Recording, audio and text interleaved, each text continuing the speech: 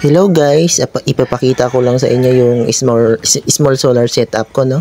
So meron na nagpumili ako ng 100 AH na battery bago may solar panel ako guys na apat sa labas guys na 100 watts. 100 watts. Ayan. Tapos may controller ako, solar power controller, plus inverter.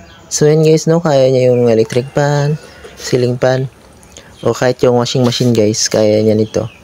Pero hindi siya magtagal guys, so good for 1 day lang siya. Tapos i-charge mo naman siya sa araw. So ayan guys, no, ayan yung mga solar panel ko, apat. Ayan. Kahit maghapon to guys, kaya niya ang brown out. Maghapon magdamag, kaya.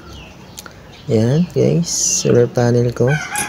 Ayan, connection ko, pinaging parallel ko lang silang apat papunta dun sa solar power controller ko. Ayan. Ayan, pati piso wifi guys, kaya niya rin yan paanda rin. Piso wifi at PLDT. Ayan. So ngayon guys, ay susubukan natin din yung yung washing machine kung kaya niya. So kaya niya rin ito guys.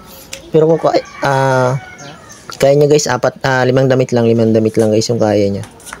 So kahit brownout makakapag-washing tayo. Kahit brownout dito sa tinawang dagat, no? Nakakapag-washing ako. Ayan. Susubukan natin guys, no, para makita nyo. Ayan. Yung tubig. Ayan guys, susubukan kong paikutin. Papakita ko sa inyo. Ayan guys. Ayan. Nakakunik yan doon guys sa inverter. So mababa lang to yung watts ng inverter natin guys, no? 500 watts lang. So kaya hindi niya kaya ng maraming damit na ilagay. So 5 damit lang talaga kaya niya. Hindi kaya ng ng inverter niya guys. So magpapalit pa tayo ng 1 kilowatt na inverter. So ayun guys, napapaikot niya rin yan yung washing machine. So good for 5 damit yan guys. Susubukan natin ng may damit na kung kaya niya pang paikutin. Ayan.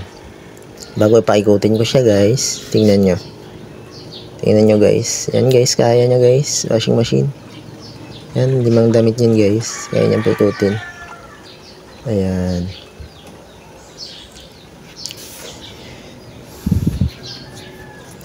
Ayan guys, kaya niya yung paikutin. So pag marami hindi niya kaya guys, so mababa, sa tulad ng sinabi ko, mababa yung watts ng inverter natin. So kung medyo taasan natin, so makakaya niya rin kahit maraming damit. Konting damit lang kaya niya. Ayan guys, no? 500 watts lang tong natin inverter. Pang bahay lang talaga. Solar setup. So ayan, pati titesting natin. Papakita ko sa inyo na umaandar itong fan natin. Yan guys.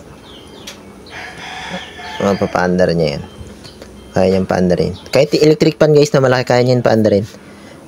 Kahit 2 electric fan na malaki, kaya niya yan. So pati ilaw guys, kaya niya yung paandarin din niya.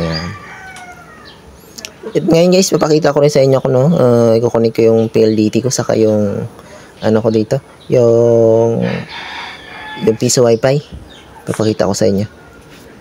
So ginagamit ko sa piso wifi ito guys, maghapon magdamag, kaya niya walang tanggalan. Tapos pagka-araw nag-charge siya. Ayan. Ayan guys, makikita nyo yan, yung telephone. Ayan guys, kaya niya yung paanda rin itong piso wifi ko. Ayan, nakasaksak siya dyan. Ayan guys.